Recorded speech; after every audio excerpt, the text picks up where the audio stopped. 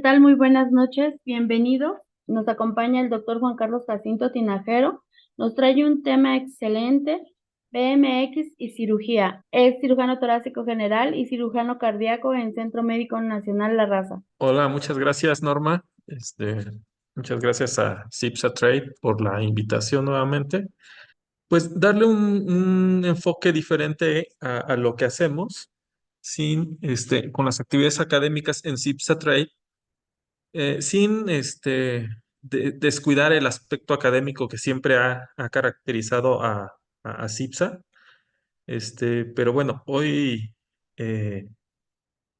quisiéramos ver un tema un poco diferente. ¿Qué hacemos aparte o qué nos gusta? ¿Cuáles son nuestros hobbies? En algunos casos nuestras pasiones de la comunidad de participantes, médicos, enfermeras, etcétera, que conforman CIPSA Trade, que apoyan en las actividades académicas, pues con la intención de al menos eh, dar un toque un poco más cultural a lo que hacemos, sobre todo que se acerca el fin de año, descansar un poquito de la carga académica y bueno, tratar de hacer esto interesante, ¿no?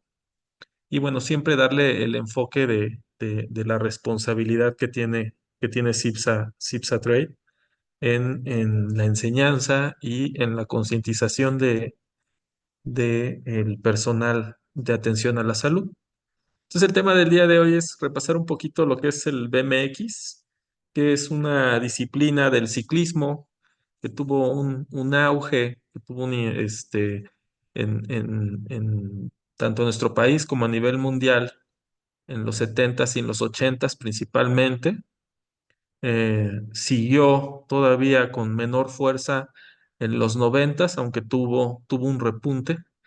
Y bueno, actualmente se ha perdido un poquito de lo que era, vamos a decir, mm, no fue una moda, sino realmente fue un fenómeno que impactó, que aunque fue de una duración pues breve, 20 años, eh, eh, vaya, ha perdido cierta presencia en nuestra sociedad, pero algunos de los que nos tocó vivirla, pues sí, nos marcó de una manera muy especial. Y nos da mucho gusto que actualmente tiene un legado, porque es uno de los deportes olímpicos en la actualidad y que hacen que sea una disciplina que ya no se vaya más, ¿no? Si bien ha cambiado mucho la connotación de cómo lo conocimos y cómo lo vivimos algunos, pues sigue en la actualidad con deportistas de alto rendimiento que son verdaderos exponentes de este deporte. Y a la par, dar un repaso de lo que pasaba en esos años con la cirugía en general y la cirugía en nuestro país. Y tratar de entender, guardando obviamente eh, bueno, la importancia de cada área. Una es un deporte, la otra es una ciencia, aunque los deportes también tienen mucho de ciencia. Tratar de saber cómo algo de lo que hacemos desde el punto de vista recreativo también nos da enseñanza para ser mejores, para evolucionar y para tener en general mejores resultados. Entonces, mucho de lo que pasa en un deporte también llega a pasar en las profesiones porque se parecen mucho. O sea, a final de cuentas, son disciplinas y la disciplina tiene un sistema que se debe desarrollar, incluso con controles de calidad para tener buenos resultados. El BMX es una abreviación de Bicycle Motocross. Es una disciplina que, bueno, muchos se pelean de dónde surgió, pero como tal, con el impacto que se tiene, surge en los Estados Unidos, en el estado de California. Este, es una disciplina que surge a raíz del motociclismo deportivo en tierra, lo que era el motocross, solo que se practica con bicicletas que generalmente son de eh, rodado 20 o 20 pulgadas. Y como buena disciplina se reconocieron dos modalidades, lo que es el racing, que implica una carrera de velocidad, ¿sí? Con estas bicicletas se sale de un punto hay un punto de salida, ¿sí? Y se recorre un circuito que en general implica cierta destreza porque tiene rampas, tiene curvas peraltadas. Y el piloto, el ciclista que es más rápido, bueno, pues es el ganador. La otra modalidad que se dio a conocer fue lo que es el estilo libre o freestyle, donde con una bicicleta de las mismas características se desarrollaban destrezas. En esos años les llamábamos en los ochentas trucos, entre comillas, y bueno, evolucionó también. Actualmente hay competencias, en los Estados Unidos le llaman contest, y de hecho este estilo libre tiene subdisciplinas, ya sea hacerlo a raíz a ras de piso, pues el flatland, con rampas o bien incluso con mega rampas, ¿no? Se considera un deporte extremo y como les mencionaba, este, desde el 2008 es un deporte olímpico que ya ha tenido sus campeones. Como todo tiene una historia, pues, la bicicleta, de las primeras bicicletas en el Codex Atlanticus, en la Biblioteca Ambrosiana, hay dibujos de Leonardo, pues prácticamente la Edad Media, donde ya hay medios de transporte de dos ruedas, pues de ahí es la bicicleta, ¿no? Son dos ruedas, ¿no? Bicycle. Y se reconoce que en el Reino Unido fue el desarrollo de la primera bicicleta con una orientación un poquito más funcional, es decir, que tenía unas palancas y unos pedales con la capacidad de transportarse de manera autónoma. Y es Kirkpatrick en este año que se reconoce como el primer inventor de una bicicleta más actual, ¿sí? Ahora, ya dirigiéndonos a lo que es el deporte del BMX, eh, el desarrollo de los fabricantes, sobre todo de la migración en el mundo, ha dado mucho lugar a la evolución. Entonces, de Europa, persiguiendo el sueño americano, se llegaron muchos ingenieros, y más que ingenieros, gente de oficios, soldadores de Austria o de Alemania. Y por ejemplo, en Chicago se estableció la casa Schwinn, que desarrollan esta bicicleta, que es una bicicleta modelo Stingray, y que se reconoce como que es el punto de partida del deporte, ¿no? Eh, Todos mencionan que es una bicicleta ya con una orientación un poquito más deportiva, los que son muy jóvenes, y bueno, a mí ya no me tocó realmente, no soy tan grande, pues no me tocó esta bicicleta, pero realmente uno pensaría, bueno, esto no tiene mucho de deportivo, pero sí fue. Incluso se habla de una influencia de los que en esos años de los 70 empezaban muy fuerte los muscle cars, con el Mustang, por ejemplo, algunos vehículos de Dodge. Entonces, se tenía en esos años esa cultura del modelo deportivo, ¿no? Y como les mencionaba, o sea, la idea en el BMX, en el bicicross, era tratar de simular lo que era una motocicleta, ¿sí? Que, que por ejemplo en esos años, en el 82, con la presentación de la película de First Blood, que es Rambo, ¿no? Con, el actor del momento en ese entonces, que venía de ganar el Oscar con Rocky, Sylvester Stallone, ya presenta una bicicleta que se parece mucho a una motocross. Era una motocicleta deportiva para todo terreno, así se le llamaba. Entonces, esto daba una influencia a la sociedad donde tú buscabas libertad, rebeldía y empezaba a marcar una forma de ser, ¿no? Entonces, después ya vamos a ver un poquito más adelante cómo la palabra rat se incorpora en la gente que practica el BMX, ¿no? Rat, que es un diminutivo de radical, ¿vale?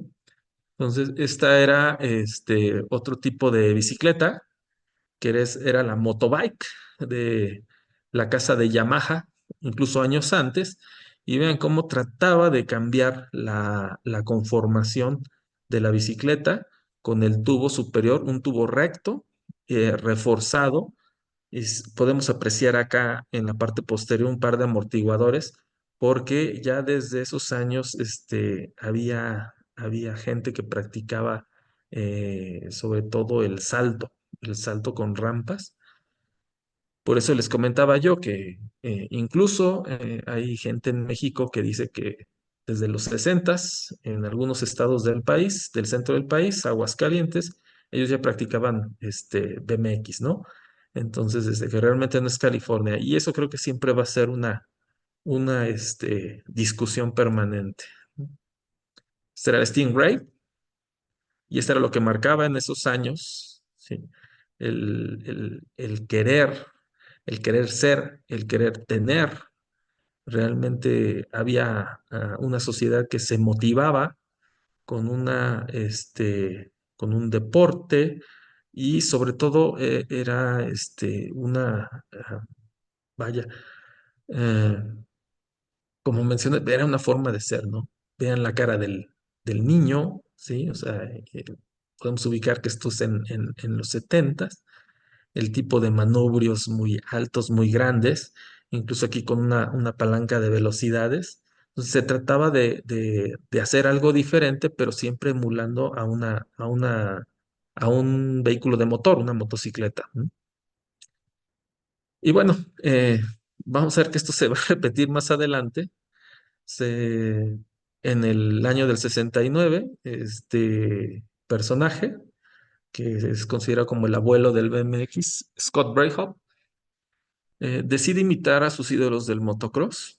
Entonces, realmente lo que se menciona es que para esos años, tener una motocicleta o sea, el motocross, que era el deporte de motocicleta en todo terreno o en tierra, se corría en pistas, como en esta foto podemos ver, que eran pistas de tierra, eran pistas regadas, pero en general los jóvenes no tenían sobre todo la posibilidad económica de adquirir una motocicleta y tampoco tenían el permiso de los papás, porque pues era un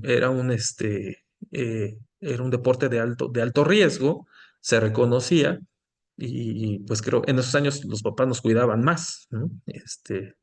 Y por otro lado, bueno, ya mencioné el aspecto económico, entonces, ¿qué sucedía? Bueno, la gente buscaba hacer lo mismo, pero con algo más accesible, más barato que una bicicleta.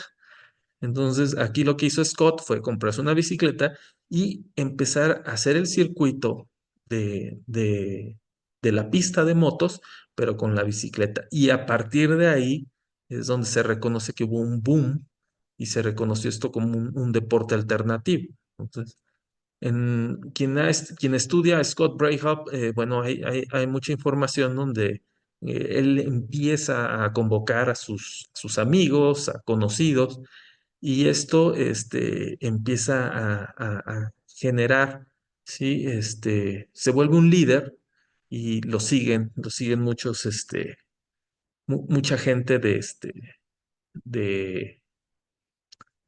pues de su edad, ¿no? Principalmente jóvenes. Entonces, como empieza a explotar, sobre todo la necesidad de tener una bicicleta en los adolescentes y los niños en esos años, siempre debe coincidir ciertos fenómenos para poder avanzar, y es que haya hombres con visión. Entonces, reconocen a varios autores, diseñadores y gente que fue, pues, avanzada a su época. Martin Lennox, Gary Turner, algunos podemos recordar la famosa bicicleta de marca GT, que yo no sabía por qué era GT hasta muchos años después. Y bueno, era porque Gary Turner fue su creador. Tenemos a algunos otros referentes muy importantes. Tenemos a Bob Haro, sobre todo en el desarrollo de la disciplina del freestyle. Richard Hutchins, muy importante en el 79, porque ellos empezaron a fabricar bicicletas muy parecidas a las motos, pero pensaron más allá. Decían, pues si voy a necesitar una bicicleta y el deporte inicial es de velocidad, pues entonces necesito algo que sea ligero, algo que sea resistente, ¿sí? Y número dos, algo que sea bonito, porque lo debe de querer un niño. Entonces, los que tuvieron la oportunidad, sobre todo a finales de los 70s y en los 80s, de conocer la gran variedad de bicicletas que hubo para practicar esta disciplina, pues realmente lo disfrutaron, ¿no? Muy importante, Richard Hutchins en el 79, él era un maquilador. Él tenía y más que maquilador, él era un almacén. Entonces, las bicicletas le llegaban a él, era una Mason de esos años y él se dedicaba a repartir. Pero como vio el boom de la venta de bicicletas, pues decidió que tenía que desarrollar su marca. Pero él fue un poco más allá, ¿sí? Un poquito como lo que hacía Steve Jobs. Decía, necesito hacer lo mismo, funcional, pero que sea bello, que tenga estilo. Y trabajó, por ejemplo, en un cromo de la bicicleta. Aquí tenemos una bicicleta Hatch, que era un cromo un cromo brillante, ¿no? Entonces, indudablemente era algo que tenía más estilo y que era mucho más caro. O sea, había una bicicleta GT en esos años de un precio aproximado de $200 y siempre una Hatch estaba arriba de los 400, ¿no? Aquí este señor también, que es el señor Castan, que tenía su propia línea Castan, pero que fue el precursor de la casa de Red Line. Y como mencionaba, era gente adelantada a su época porque eh, pensaron, en este caso, Gary Turner, que era el creador de GT, la necesidad que él tuvo, él era soldador industrial y su hijo era competidor, era un niño, que pues también corría con las bicicletas y él empezó a ver cómo llegaban otras bicicletas artesanales y bueno, entonces lo que pensó es, bueno, necesito algo que sea ligero, algo que sea resistente y que sea fácil de soldar. Entonces, en ese entonces empezaban, acuérdense que estábamos ya muy avanzados en la época posguerra, sobre todo de la Segunda Guerra Mundial, pero hubo muchos ingenieros japoneses que eran ingenieros de aviación, que cuando Estados Unidos gana la guerra, obviamente pues le da entrada a mucha de la gente que valía la pena, sobre todo en el punto de vista de las ingenierías. Pero si uno entrevista a un ingeniero japonés, por ejemplo, en el motociclismo deportivo, ellos te dicen, o sea, el motociclismo deportivo se desarrolló a partir de que perdimos la guerra, Japón. Si recuerdan, la mayor parte de las marcas son japonesas, Suzuki, Honda, Kawasaki, etcétera, porque ellos lo que fabricaban eran aviones. Pero el gobierno estadounidense les dijo, o sea, tú puedes desarrollar mucha de tu ingeniería, pero no puedes fabricar un avión. Entonces, lo que se parece, lo más cercano a un avión es una motocicleta deportiva.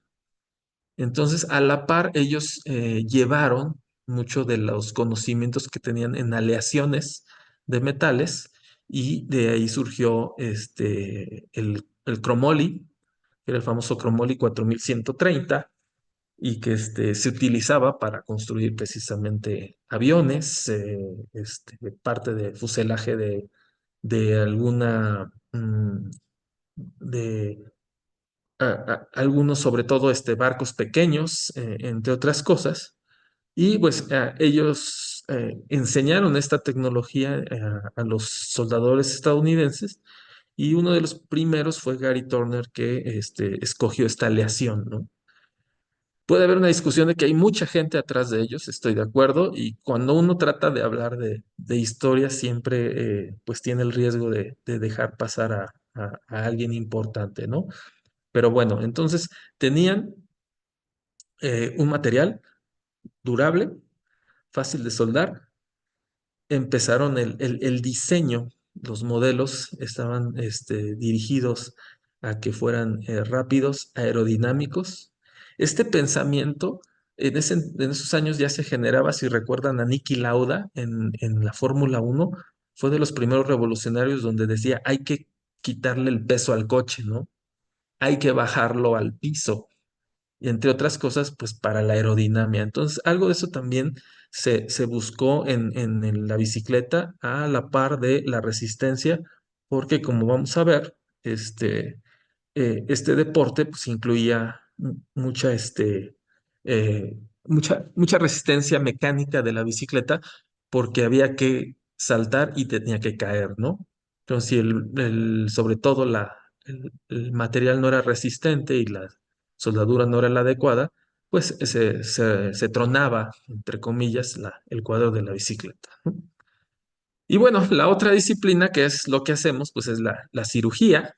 Muchos de los que hacemos de medicina, pues conocemos de dónde viene esto, que en los primeros años se considera una manualidad. Ujú.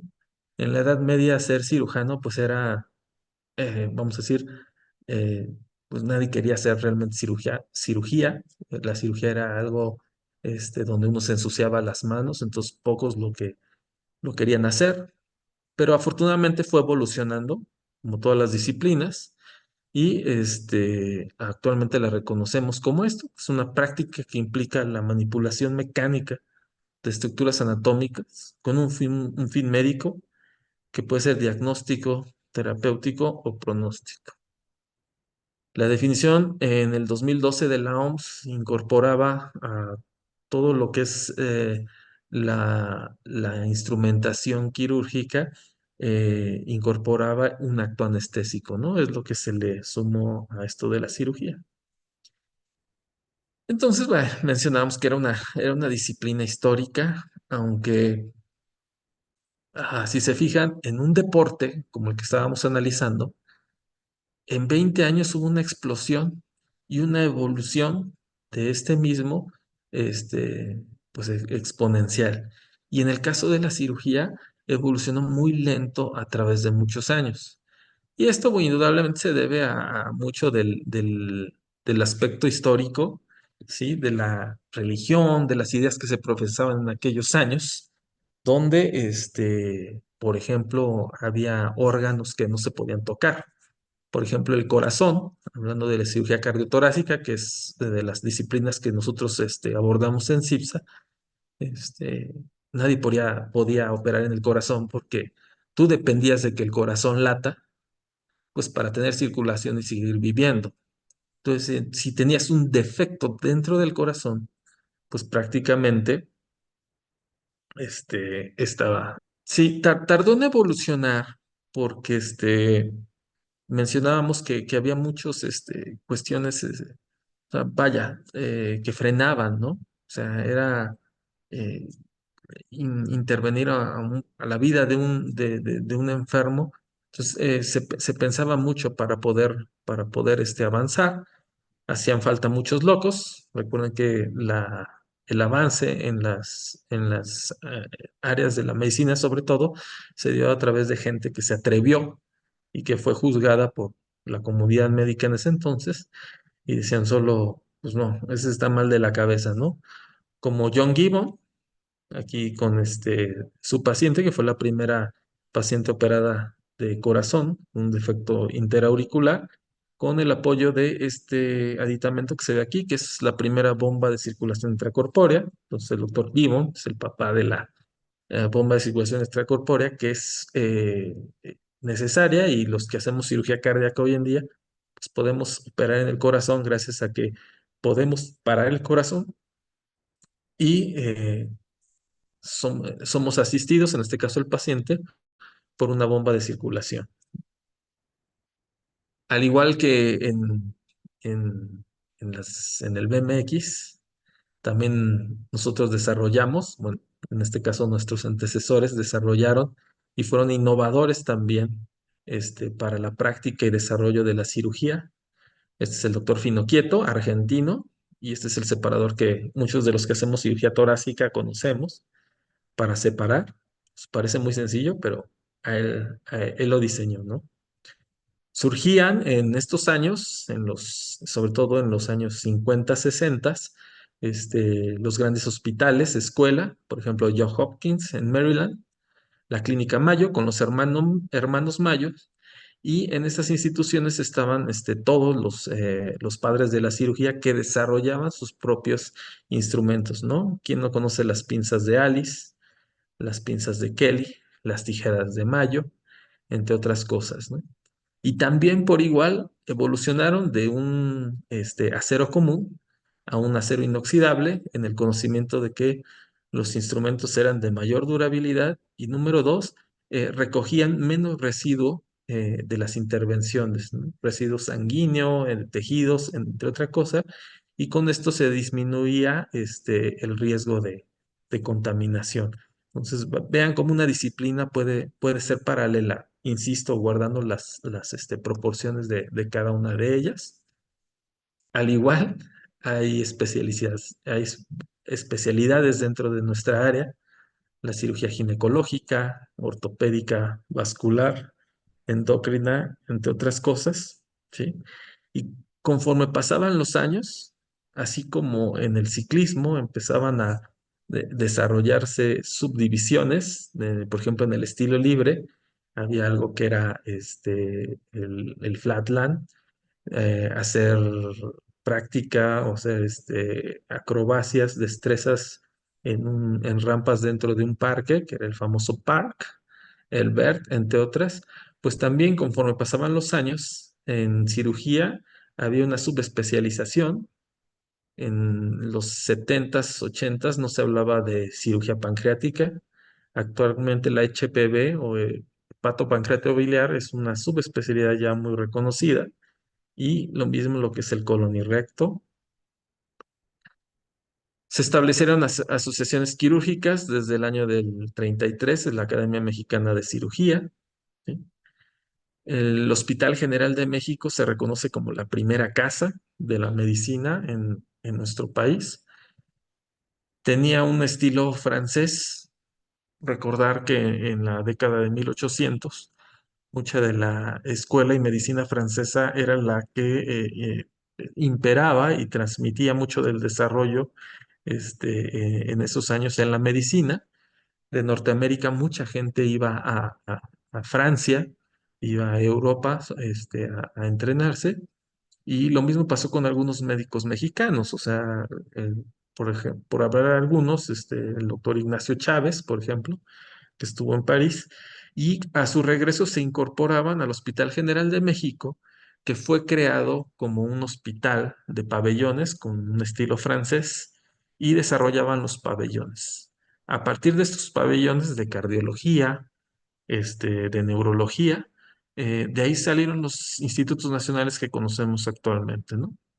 En esta foto tenemos a los primeros participantes de una cirugía de corazón en el ya creado Instituto Nacional de Cardiología.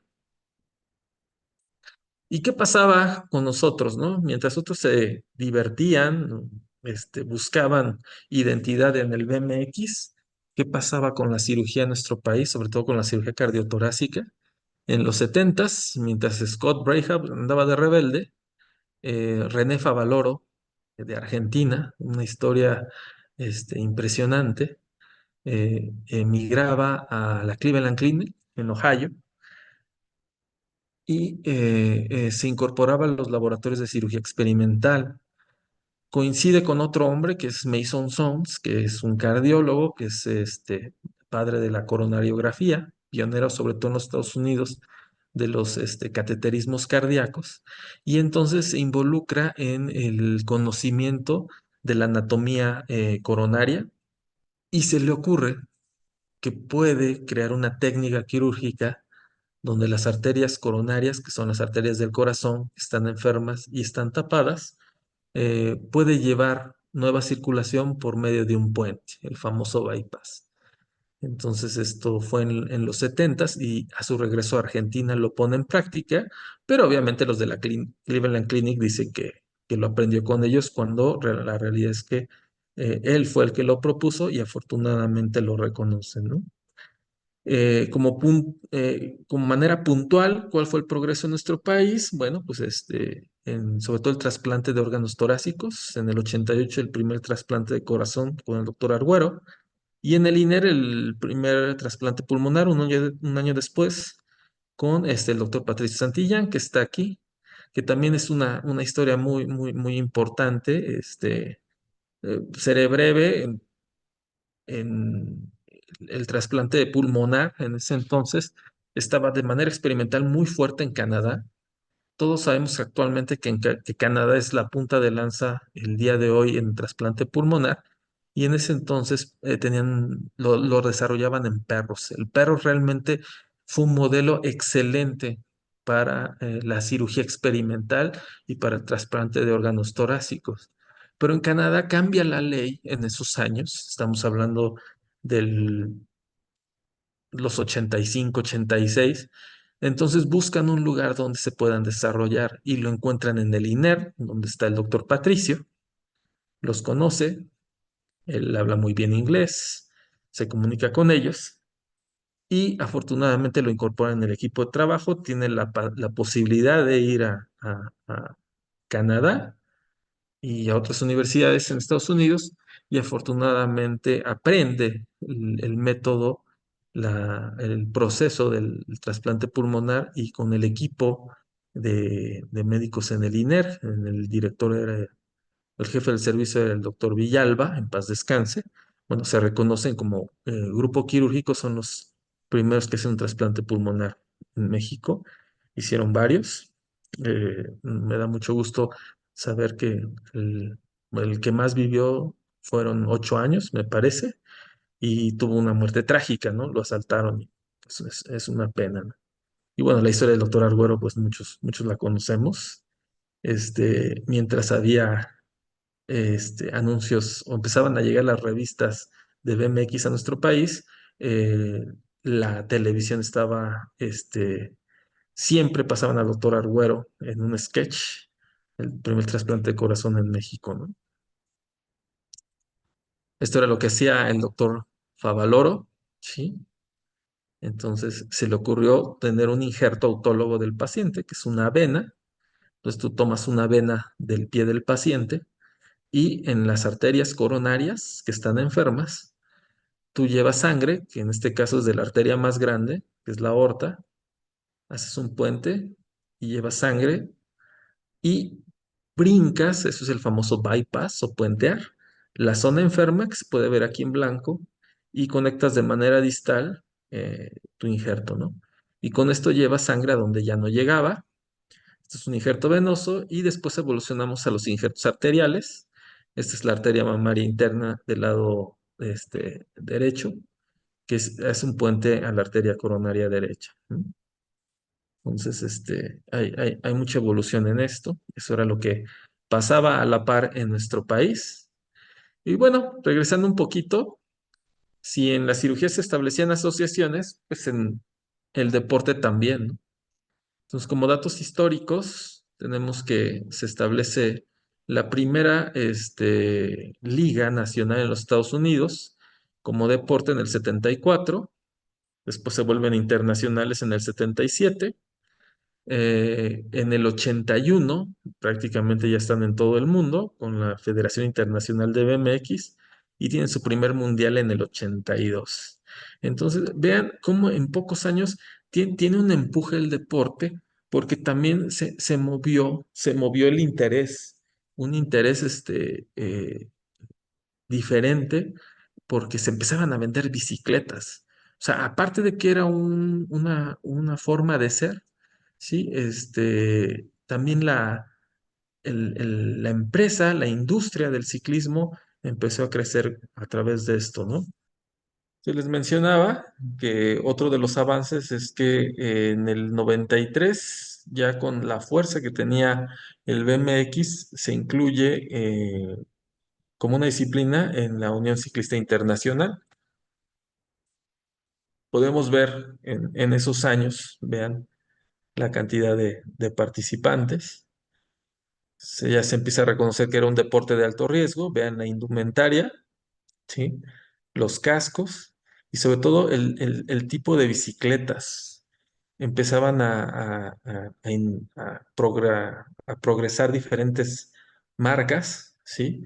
Estaba Dyno, estaba Haro, Redline, muchas otras. Y uno recuerda muy bien cómo, pues en el barrio, en tu colonia, ¿no? Siempre se diferenciaba el chico que tenía una bicicleta americana, ¿no? Porque la mayoría eran de California, ¿no? Hasta la fecha, todavía es como el cementerio de bicicletas y se pueden encontrar, ¿no? Entonces, había gente profesional, ¿sí? Había una liga deportiva, pero vean cómo impactaba a toda la sociedad. O sea, esto ocurría de la gente que conoció esta disciplina, este deporte e incluso lo practicó. Va a haber muchos que recuerdan que en la calle hicimos locuras, ¿no? Entonces, vean aquí, al que le reclaman es al señor, ¿no? Que no hace nada por prevenir que algo vaya a pasar, pero bueno, éramos una sociedad muy, muy diferente, éramos una sociedad, que se inspiraba fácilmente, ¿sí? Y que dicen que era la generación que perseguía sus sueños, ¿no? Ahora, ¿cómo nos llegó a nosotros, ¿no? Pues empezaba la influencia audiovisual, perdón. O sea, no teníamos las plataformas de streaming que tenemos ahora ni nada. Era una verdadera proeza ir al cine, ¿no? El Canal 5 era muy, muy importante. Y entonces en el 82 llega esta película, que es E.T., el extraterrestre, y a lo mejor para muchos fue nuestro primer contacto con este tipo de bicicletas, lo que pasaba, una bicicleta que volaba, chicos que aceleraban su bicicleta, que hacían un movimiento de derrape, e incluso aquí ya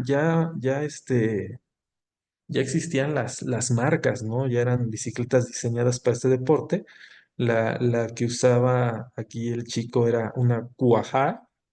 Este, entonces fue como uno empezaba a empaparse de esto. Y lo otro más importante, creo yo, fue la migración. Sobre todo en los 60, 70, iniciaba la migración un poquito más fuerte de nuestro país hacia los Estados Unidos. Y California fue uno de los estados que fue bastante, o que sigue siendo muy ácido para nuestra comunidad. Y en los 80, esto también se vio más marcado, ¿no? Entonces, los paisanos, como nos decimos, la gente que hemos estado por allá un tiempo compartiendo, trabajando, actualizándonos, etcétera. eh, eh, Antes era más frecuente que iba y venía la gente, ¿no? Entonces, recordemos que el americano siempre es un consumista. Entonces, compraban la bicicleta, pero al otro año ya salía la nueva y entonces se las vendía. Y nuestra comunidad de migrantes tenía la capacidad de comprarlas y las traía de regalo, pues, para los niños, ¿sí? Para sus familiares, porque eran cosas muy bonitas como estas. Ujú. Y entonces empezó a inundar de bicicletas en las áreas donde había mayor cantidad de migrantes. Y esto se ve mucho en los estados del centro del país, ¿no? Todo Aguascalientes, Jalisco, Guanajuato, San Luis Potosí, que tiene mucha, mucha afición. Y en el 85, 86 llega esta película que es un parteaguas, sobre todo en el boom que tenía ya el BMX, RAT, que a mí siempre me da pena cómo le pusieron en español, que eran las famosas pandillas visivoladoras, digo, ese era el nombre más ridículo, pero bueno, impactaba. Y una vez que veías la película que hablaba de un chico que precisamente trabaja, busca sus sueños, es bueno haciendo esto y consigue un premio, te inspiraba, ¿no? Aparte, esta película incluía en esos años a los principales representantes del deporte. Insisto, muchos en México apenas estábamos conociendo esto y en los Estados Unidos ya era pues una disciplina establecida. Inolvidable la bicicleta, que es bueno, la que usaba Bill Allen, que es el protagonista, pues era una Mongoose, si no me equivoco, perdón. Y es muy padre al final de la película en una competencia que se llama Hell Track, como ah, salen todos ellos con las diferentes bicicletas que estaban en la época, ¿no? ¿Qué se reconoce en México? Bueno, debo mencionar que en la CONADE no hay ningún dato, ¿sí? Aunque insisto, ahí es un deporte que sí está incluido, ¿sí? Igual me puse a revisar un poquito este tema y muchos se pelean donde inició, pero la información que hay más es en Aguascalientes con el señor Gerardo Rioja, que se reconoce como uno de los primeros participantes y organizador de eventos. Y yo recuerdo muy bien, sobre todo en los ochentas, como el serial les llamábamos las nacionales, las competencias de BMX en México ya estaban establecidas, recuerdo muy bien. Había carreras en Zacatecas, en Fresnillo, en Aguascalientes, en San Luis, en Morelia. Yo soy de Guanajuato, del sur del estado, y pues lo más cerca que me quedaba era Morelia, e indudablemente pues la Ciudad de México, ¿no? Entonces, y vean el testimonio muy parecido a lo que mencionamos al principio. Mi papá no me permitía subirme a una moto. Por eso yo tomé mi bicicleta y comencé a invitar a los niños que vivían en la colonia a participar en carreras, ¿no? Menciona los lugares, ¿sí? Y dábamos unos diplomas pequeñitos, o sea, imagínense el impacto en esos años de probar tu destreza, tu valentía, ¿sí? Y que te dieran un reconocimiento, ¿no? Y actualmente, digo, en esos años llorábamos por tener una bicicleta. Ahora nosotros le lloramos a nuestros hijos para que se suban a la bicicleta, ¿no? Entonces, vaya que ha cambiado esto. Sí. Aquí hay fotos de testimonio de los campeonatos nacionales en nuestro país. Y bueno, regresamos un poquito a la cirugía.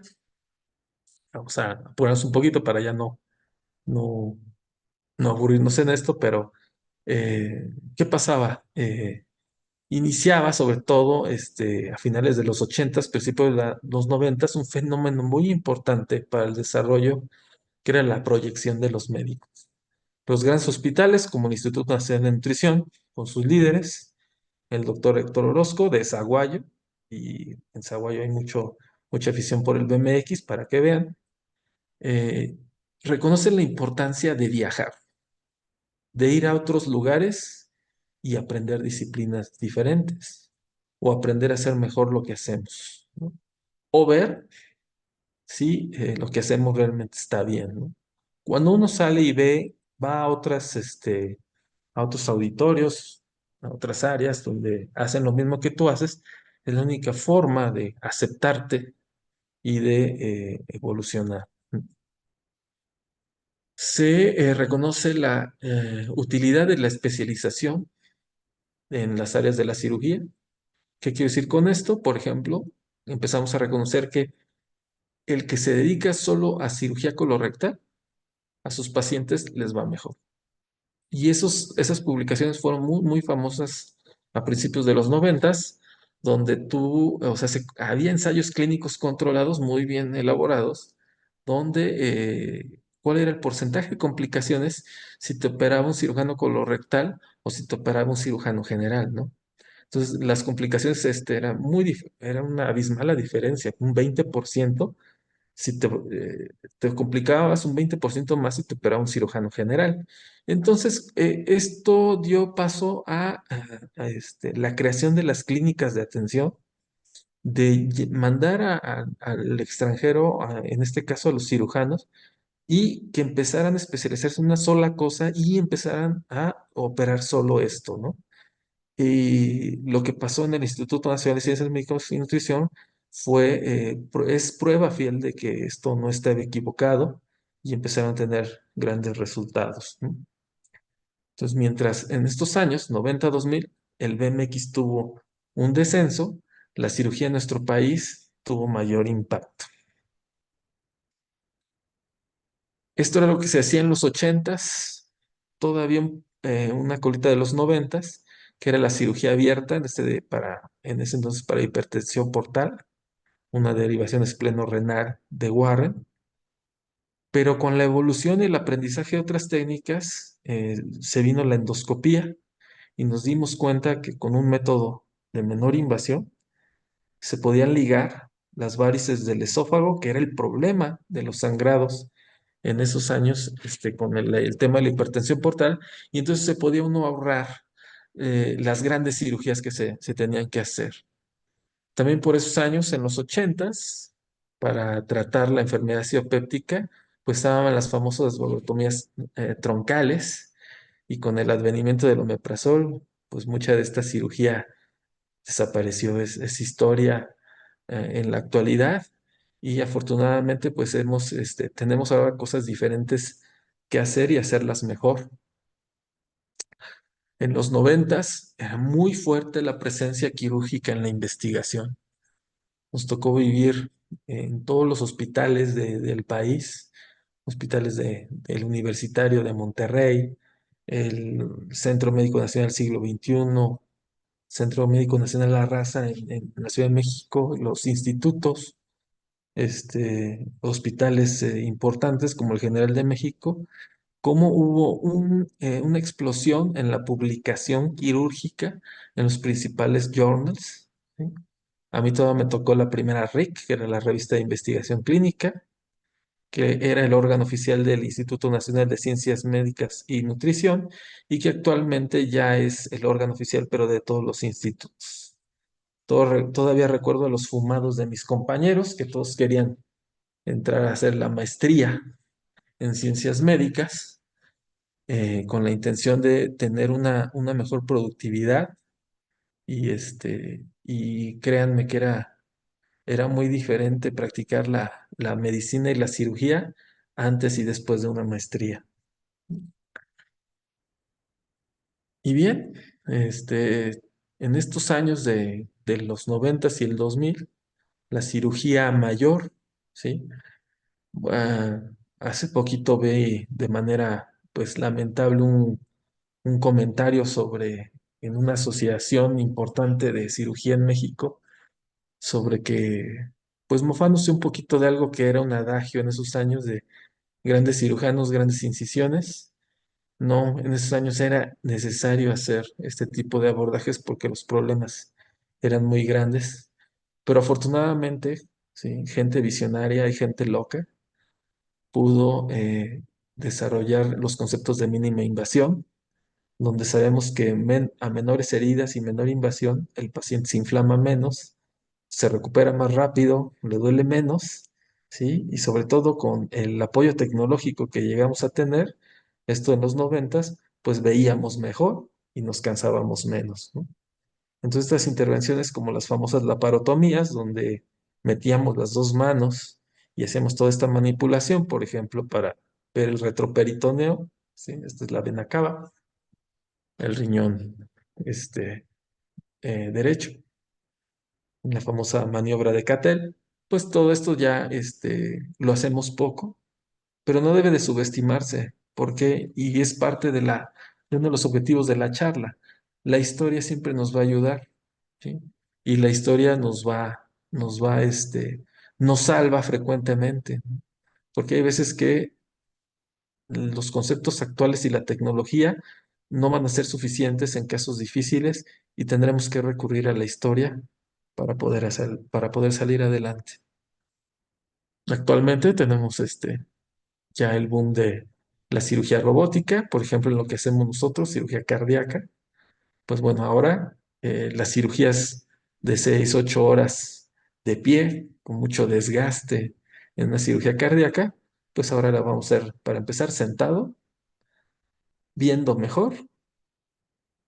Y bueno, este es el famoso Da Vinci, que es el robot que tenemos actualmente, y que ya empieza a haber ensayos comparativos donde los resultados para algunos cirujanos que practican la robótica, sus resultados son mejores que en cirugía abierta, ¿no? Entonces es mucho de dónde estamos ahora y hacia dónde tenemos que ir en el aspecto quirúrgico, pues es aquí. Importante que algunos cirujanos, este es un muy buen amigo, que es el doctor Robert Cerfolio, cirujano de tórax en Estados Unidos, este es su libro, de Super Performing at Work and at Home, donde reconoce la importancia de que un cirujano es un atleta de alto rendimiento y que como tal debe de tener una sistematización para desarrollar su práctica profesional. Debemos entender que lo que hacemos puede ser que cuando andemos deprimidos, distraídos, etcétera, no sea importante para nosotros, pero siempre va a ser valioso e importante para otras personas. Requiere sistematización, requieres descansar, dormir, requieres alimentarte bien, requieres ejercitarte. Hay una musculación específica, es decir, ejercicios isométricos y con peso para diferentes áreas quirúrgicas. Por ejemplo, en la cirugía laparoscópica, el entrenamiento en hombro, ¿sí? El desarrollar la cintura escapular es importante, sobre todo para tener un mejor rendimiento en cirugías de mayor duración. Recordar que tú eres tu propia marca y eres tu propia empresa, tu propia empresa. Nosotros en los años 90, sobre todo en principio del 2000, seguíamos el rol, los modelos del mentor, ¿sí? A quién, como quién querías ser, ¿sí? Quién eres, cuando tenías alguna duda, cuando tenías alguna situación del índole que quieras, existencial, profesional, a quién buscabas para buscar una respuesta, ¿sí? Actualmente como que creemos que lo hemos perdido, pero no. O sea, siempre alguien te está viendo y siempre alguien se puede acercar. Finalmente, así como evolucionó la cirugía, pues también evolucionó el BMX. Este es Eric Rupert, uno de los primeros campeones de la National Bicycle League en el 84. Vean, su bicicleta es una belleza. ¿Y a qué ha evolucionado? Bueno, pues ahora es un deporte olímpico, ¿sí? Vean el modelo del deportista en aquellos años, en los 80s, y vean en la máquina del deportista que tenemos hoy. Este es Maris Stromberg, es el primer campeón olímpico. O sea, vean el porte, la musculatura, el desarrollo, la concentración, ¿sí? Y la bicicleta pues también es diferente, ¿no? Es aerodinámica completamente, con la evolución de que lo que necesitabas era mayor velocidad, menor peso, algunas son de fibra de carbono, y bueno, mientras esto valía 250, $300 en esos años, pues esto vale $2000, ¿no? Cambió mucho el deporte, era impresionante cuando tomaban la primera rampa, cómo salían todos, cómo brincaban, ¿sí? Actualmente ya no brincan mucho, hay que estar a ras de piso, ¿por qué? Porque eres más rápido. Tienes que ser una bala, tienes que ser una línea recta. Entonces, ahora el deportista es realmente como las carreras de 100 metros, es un atleta. Esta es Mariana Pajón, la campeona colombiana, 2 veces campeona olímpica y subcampeona en las últimas Olimpiadas. Vean su conformación física, el desarrollo de los músculos, la musculación. Entonces es un atleta muy, muy, muy diferente. Y lo mismo vean el tipo de bicicleta. Y este es Travis Chipres, un famoso rider de los 80s, que fue uno de los Stone o un doble en la película de Rat, que es una película que Todavía la pueden encontrar y les recomiendo que la vean, sobre todo a los que son nostálgicos de esto. Y pues realmente, o sea, pues era el típico, como los futbolistas de esos años, ¿no? Flaquitos, un poquito desordenados, donde el talento, era lo que te sacaba a flote.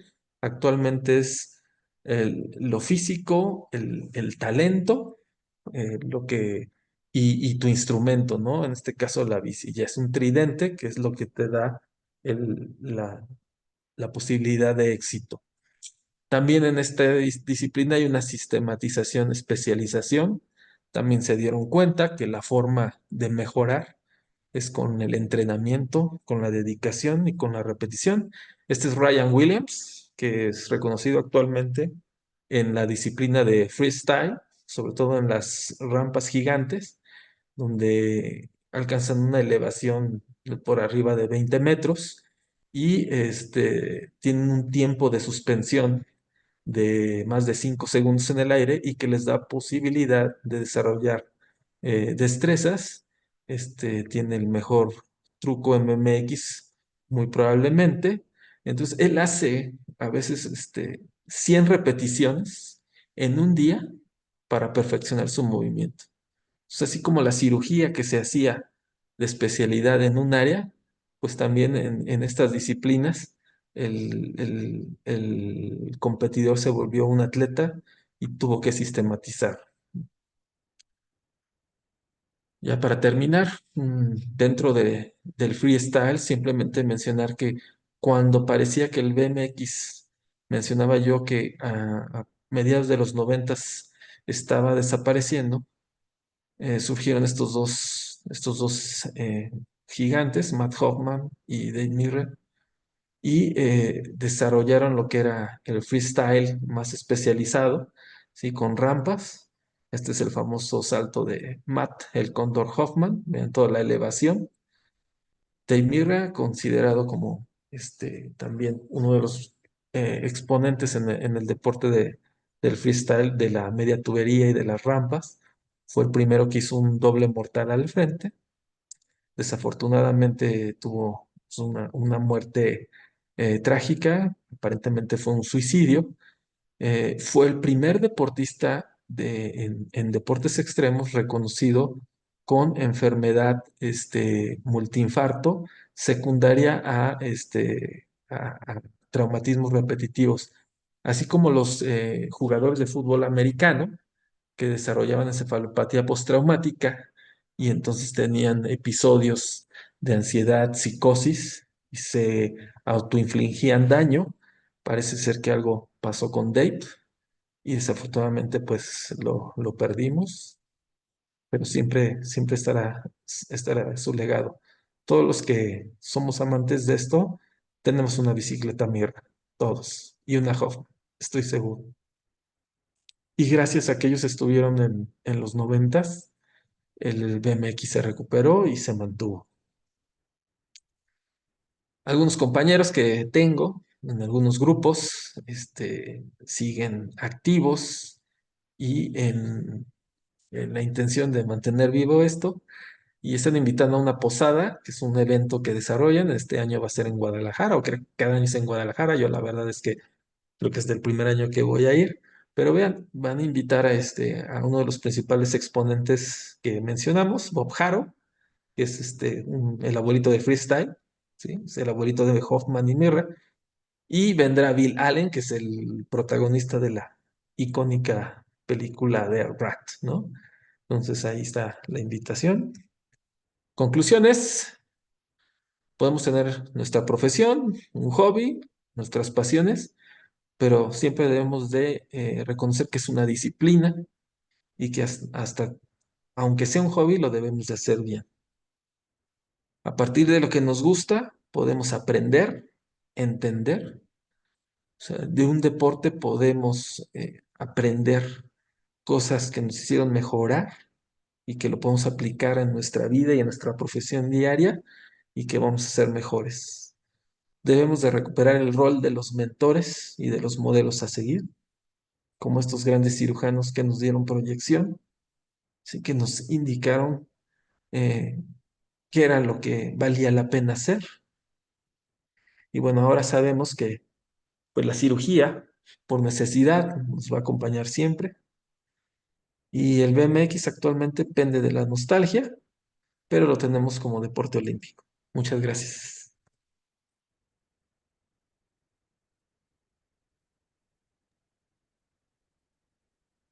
Muchas gracias a usted, doctor. La verdad es que sí, quedamos sorprendidos. Pues no tenemos preguntas por acá, pero ¿qué les parece? No sé, algo breve que nos quieran platicar de sus hobbies, de esto que les apasiona, como nos comenta el doctor Juan Carlos, pues podríamos escucharlos si gustan levantar la mano. Arturo Isaac, tenemos por acá varios comentarios de usted. ¿Le gustaría levantar su mano y hacernos algún comentario? Nos encantaría escucharlo.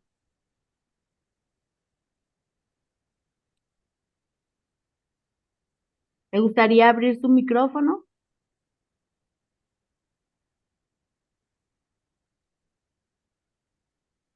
Pues no tenemos por acá manitas levantadas. A ver,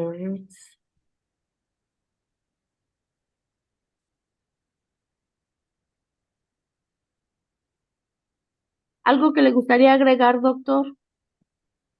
Pues, pues nada en importante, realmente, eh, como mencionabas al principio de la charla, la intención es que al menos una vez al mes o cada 2 meses tengamos algún tipo de contenido diferente, más orientado a lo cultural, donde también podamos aprender otras cosas.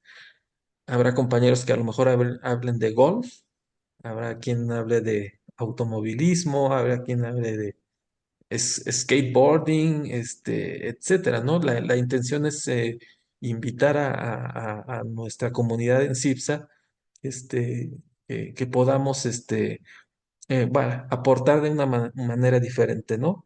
Entonces, yo creo que repasamos un poco cómo vivimos, ¿sí? Esta parte.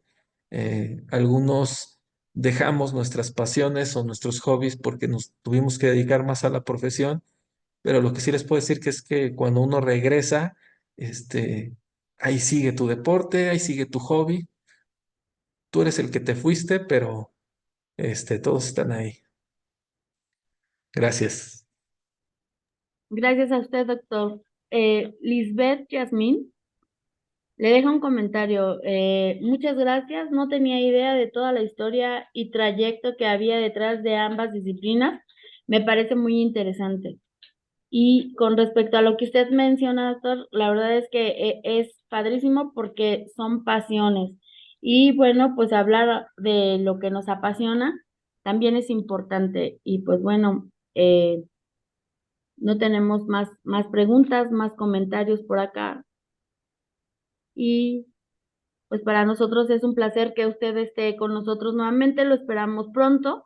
Y pues bueno, si alguno de ustedes quisiera compartirnos su pasión, estamos a sus órdenes, podríamos coordinar y pues bueno, pasar algún webinar con esa pasión de nuestros acompañantes. Por el momento, pues por nuestra parte es todo.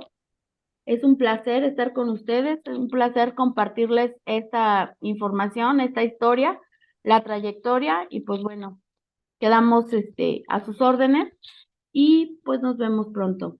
Cuídense mucho, que tengan muy buena noche. Hasta pronto.